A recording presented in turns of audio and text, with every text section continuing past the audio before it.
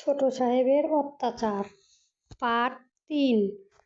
আমি আমার রুমে শুয়ে পড়লাম। ঘুমিয়েই পড়েছিলাম। ছোট সাহেব আমার ঘরে আসলেন। উনি আমার হাত ধরে জোর করে টান দিয়ে ঘুম থেকে উঠালেন। এমন মনে হচ্ছিল যে আমার দম বন্ধ হয়ে আসছে। কোনো কিছু না বলেই ছোট সাহেব আমাকে টানতে টানতে আমাকে ঘরের বাইরে নিয়ে গেল। যেখানে পার্টি হচ্ছিল সেখানে নিয়ে গেল। হাতটা শক্ত করে ধরে আমাকে খাবার টেবিলের সামনে বসালো। ধমকের পর ধমকের সুরে বলতে লাগলো, তুই এখনো খাসনি কেন? তোর প্রবলেমটা কি? ছোট সাহেব, আমার খিদে নেই, তাই আজকে খাবো না। খিদে নেই বললেই হলো? তুই এখনই আমার সামনে বসে খাবি। তাড়াতাড়ি খা। কিন্তু ছোট সাহেব, কোনো কিন্তু নয়, এখনই খা। এই কথা বলার পর ছোট সাহেব আমার সামনে এক প্লেট বিরিয়ানি রাখলেন। আমি ছোট সাহেবকে বলছি, ছোট সাহেব, আমার কথাটাকে একবার বোঝার চেষ্টা করেন। এইগুলো খেলে আমার দম আটকে আসে। কোনো কিছুই হয় না তোর। এইগুলো শুধু তোর অজুহাত না খাওয়ার। এখনই খাবি তুই। আমি বাধ্য হয়ে বিরিয়ানি খেতে লাগলাম। ছোট সাহেব আমার দিকে রাগী লোক নিয়ে তাকিয়ে রয়েছে। পিছনে দাঁড়িয়ে ছোট সাহেবের বন্ধুরা বলাবলি করছে। আমি তোদের কাছে একটা কথা গ্যারান্টি দিয়ে বলতে পারি। কি কথা রে? এই ছোঁয়া প্রান্তিকের ভালোবাসে। কিভাবে? দেখ কিভাবে ছোঁয়া প্রান্তিককে কথা শুনে যাচ্ছে। যতই ছোঁয়া এখন খেতে না মন চাচ্ছে, ভালোবাসে বলেই তো কথা শুনছে। তোর কথাও ঠিক হতে পারে। আমার পেটটা একদম ভরে গেছে। ছোট সাহেব, বের এটা আবার কোন অত্যাচার? আমি তো কিছুই বুঝতে পারছি না। ছোট সাহেব আবার আমাকে বলছেন, খাওয়া শেষ? যা হাত ধুয়ে আস। আমি এক দৌড়ে রান্নাঘরে গেলাম হাত ধোয়ার জন্য। ছোট সাহেবের মন কিছুতেই বুঝি না রে বাপু। এক এক সময় এক এক স্টাইলের অত্যাচার। উনার মনে যে কি চলছে কিছুই বুঝি না আমি। হাত ধুয়ে আবার উনার সামনে চলে আসলাম। এখন আবার কি বলে আসবো আল্লাহ জানে। আমাদের বাড়ির কলিং বেলটা বেজে উঠল। আমি তাড়াতাড়ি যে দরজাটা খুলে দিলাম। বাইরে 5টা মেয়ে দাঁড়িয়ে রয়েছে। তারা ভিতরে ঢুকলেন। আমি দরজাটা আটকে দিলাম। ওই 5জন মেয়ে ছোট সাহেবের 5জন বন্ধুকে জড়িয়ে ধরল। ছোট সাহেব ওইদিকে মুখ করে তাকিয়ে রয়েছে। ছোট সাহেবের একজন বন্ধু ওনার কাছে বলছেন, দোস্ত, প্লিজ একটা কথা রাখবি? কি কথা? আজকে রাতের জন্য তুই ছোঁয়াকে তোর গার্লফ্রেন্ড বানাতে পারবি? কেন? আমরা আমাদের জানুকে এইটা বলে আনিয়েছি যে তোর একটা সুন্দরী গার্লফ্রেন্ড হয়েছে, সেটার জন্য ওরা এসেছে। তোরাও পারিস বটেও। Please please. ঠিক আছে। আমি দরজাটা আটকিয়ে দিয়ে নিজের ঘরে চলে যাচ্ছিলাম। ছোট সাহেব আমাকে বলছেন, তুই কোথায় যাচ্ছিস? আমি কি তোকে যেতে বলছি? আমি যতক্ষণ না পর্যন্ত তোকে না যেতে বলবো তুই যেতে পারবি না। আমার আর কি করা? আমি একদম থ হয়ে দাঁড়িয়ে পড়লাম। উনি আমার হাত ধরে টান দিয়ে ঘুরিয়ে কোমরের হাত দিলেন। আর মেয়েগুলো বলতে লাগলো, hello ladies, she is my beautiful girlfriend. Wow, so sweet, so beauty, so cut, thanks. Boys and girl, let's start the play music. উনি আমার হাতটা ধরে এমনভাবে ড্যান্স করছেন যে আমার হাত উনি ভেঙে ফেলেছেন। আর আজকে ওনার ছোঁয়া বড় অদ্ভুত লাগছে। উনি যতবারই আমার কোমরে হাত দিচ্ছে ততবারই কেঁপে উঠছি। আমি আর পারছি না। আমার চোখ দিয়ে পানি পড়ে গেছে। উনি আমার কোমরে হাত দিয়ে আমাকে সামনে ঘুরিয়ে উনার মুখ আমার ঘাড়ের সামনে নিয়ে আসলেন। আমি আমার চোখটা বন্ধ করলাম। আমি অনুভব করতে পারলাম ওনার ঠোঁট আমার ঘাড়ের সাথে স্পর্শ করেছে। আমি একদম পুরোপুরিভাবে কেঁপে উঠলাম। আমি আর সহ্য করতে পারছি না ওনার এই নতুন অত্যাচারকে। আমার খুব লজ্জা করছে। আমি ছোট সাহেবকে ধাক্কা দিয়ে এক দৌড়ে নিচে রুমে চলে আসলাম। তিনি মেয়েগুলোকে বলছেন, ladies, she does not like dance. Oh, okay friend, fine. ওনারা আবার শুরু করে দিল ওনাদের পার্টি। আমি আমার রুমে যেয়ে মুখ লুকিয়ে বসে পড়লাম। আমার বুকটা ধড়ফড় করছে। আমি আমার ঘাড়ে হাত দিলাম। এটা আজকে আমার সাথে কি হলো? যতবারই আমি আমার চোখকে বন্ধ করছি ততবারই আমি ছোট সাহেবের স্পর্শ অনুভব করতে পারছি।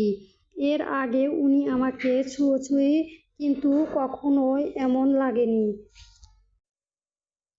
কিন্তু আজকে আমার এমন কেন লাগছে? চোখ বন্ধ করলেই উনাকে দেখতে পারছি আর উনার স্পর্শ করাকে অনুভব করতে পারছি। তবে কি আমার মোবাইলটা বেজে উঠল। খালাম্মা ফোন করেছে। আমি ফোনটা ধরলাম। আসসালামু আলাইকুম। ওয়ালাইকুম আসসালাম খালাম্মা। ওয়ালাইকুম আসসালাম। কি করছিস? টাকি টাকি কিছু না খালাম্মা। আজকে প্রান্তিক মানে তোর ছোট সাহেব তোর উপরে অত্যাচার করে নিত। না খালাম্মা, এখন তোর ছোট সাহেব করছেটা কি?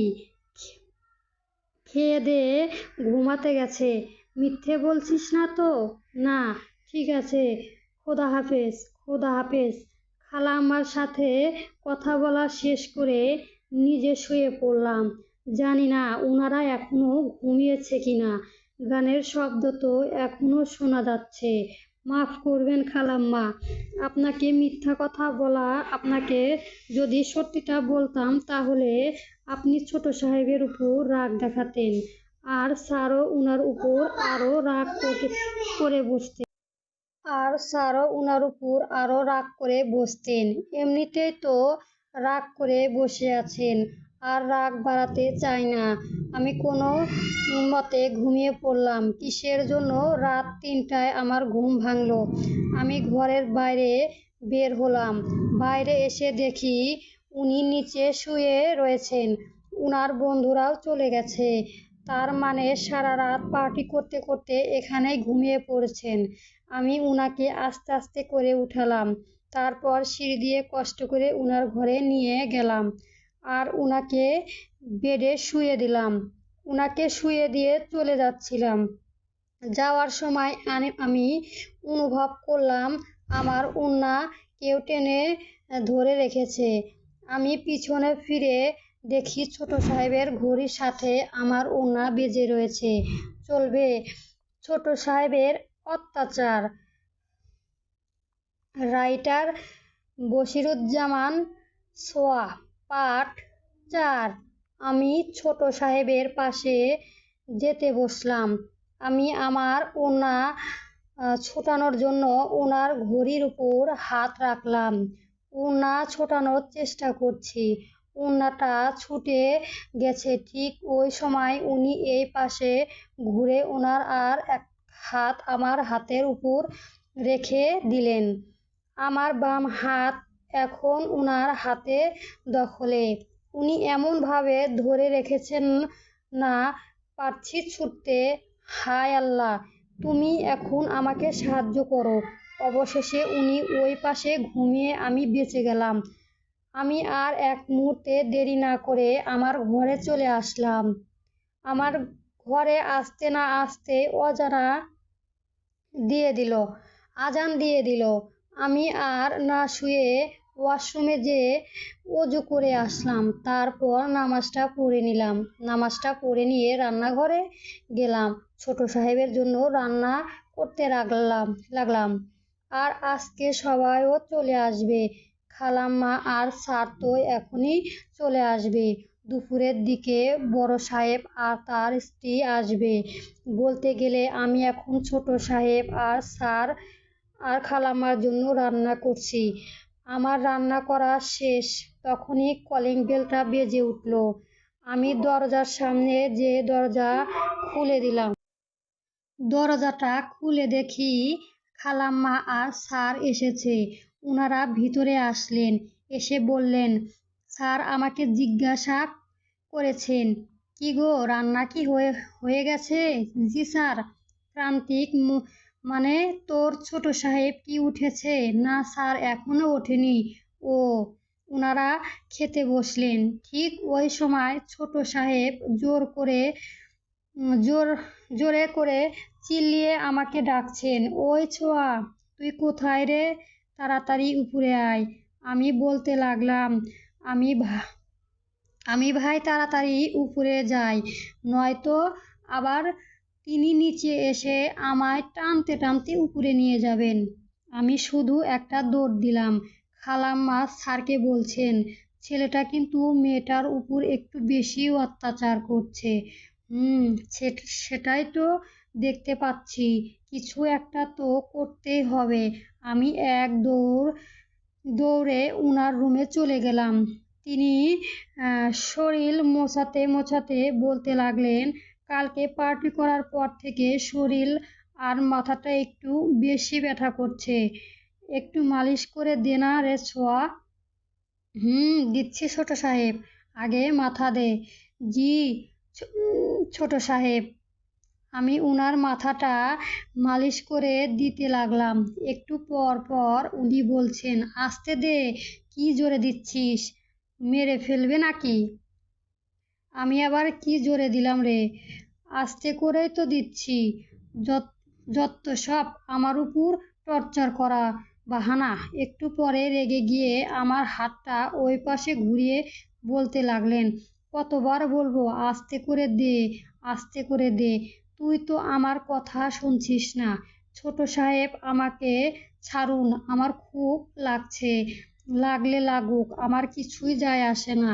তুই আমার কথা শুনিস না আর আমি তোকে ছেড়ে দিব তা তো হবে না। আমি আপনার প্রত্যেকটা কথা শুনি। কেন কেন কোনো কথাটাই আমি আপনার শুনি না ছোট সাহেব। আবার মুখের উপর কথা বলে। এইভাবে পুরো 10টা মিনিট আমার হাত ধরে রাখলেন। ব্যথায় একদম মরে যাচ্ছি।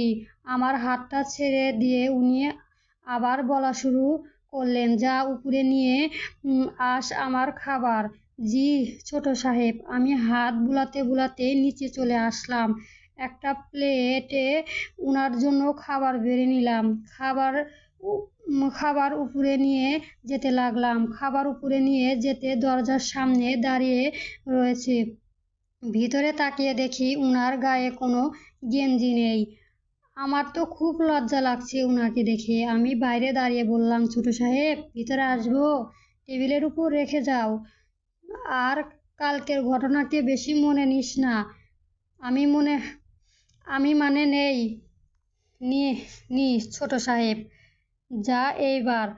আমি নিচে নেমে নিজের ঘরে চলে আসলাম। হাতটাকে বুলাতে লাগলাম। খুব ব্যথা করছে। খালাম্মা আর স্যার কথা বলছে। খালাম্মা স্যারকে বলছে, প্রান্তি কিন্তু ছোঁয়ার উপর একটু বেশি অত্যাচার করছে। আপনি কিছু একটা করুন। আজকে সকালে নিশ্চিত আবার কিছু একটা করেছে। সেটাই তো ভাবছি গো রাবেয়া। কি ভাবলেন? ভাবছি যে দুইজনের বিয়ে দিয়ে দিব। এইসব কি বলছেন? এমনিতে যা অত্যাচারটুকু করতে পারে তো আরো বেশি করবে। বিয়ে ছাড়া আর কোনো উপায় নেই গো রাবেয়া। আমার বিশ্বাস এই বিয়ে দিলেই সব কিছু ঠিক হয়ে যাবে। আপনি যা ভালো বুঝেন তাই করুন। মেয়েটার উপর করা অত্যাচার আর সহ্য করার যাচ্ছে না। আমি দুপুরে খাবার বসিয়ে দিলাম। খালাম্মা আসলেন রান্নাঘরে। তিনি আমাকে বলছেন, আজকে তোকে আর রান্না করতে হবে না। আজকে একটু পর গিয়ে কলেজে কলেজটা অফ হয়ে যাওয়ার পর থেকে তুই তো পড়িস না। খালাম্মা, আমি পরেও পড়ে নিতে পারবো। এখন আমাকে রান্না করতে হবে না। এইবার তুই তোর ঘরে যা। জি খালাম্মা। বড় সাহেব আর তার স্ত্রীও চলে এসেছে। তাদের সাথে মম সাহেব এর ভাইও এসেছে। আমি উনাদের সামনে গেলাম, উনাদের ব্যাগ হাতে নিলাম। নেওয়ার সাথে সাথে বলে উঠলাম, কি কি ব্যাগ গো মেম সাহেব? আমাকে বলতে লাগলেন, কোথাও আবার ব্যথা পেলি? ব্যাগ আমার কাছে দে। না না থাক, আমি নিয়ে যাচ্ছি। আমি ব্যাগটা নিয়ে ওনাদের ঘরে দিয়ে আসলাম। আমি আমার ঘরে চলে আসলাম। মাম সাহেব আমার ঘরে আসলেন। তিনি আমাকে বলছেন, সত্যি করে বলতো, তোর হাতে ব্যথা শুরু হলো কি করে? এমনি প্রান্তিক কিছু একটা করেছে? না, উনি কি করতে যাবেন? তুই যদি আমাকে বড় বোন মনে করে থাকিস তাহলে সত্যিটা বল আমাকে। আমার কাছ থেকে কিছু লুকিয়ে রাখিস না। আমি ম্যাম সাহেবকে সব খুলে বললাম। ম্যাম সাহেব আমাকে বলছেন, আজকে সকালটা তো বুঝতে পারলাম, কিন্তু কালকে রাতটা আমি কিছুই বুঝলাম না। সেটা তো আমি নিজেও বুঝতে পারিনি। চলবে?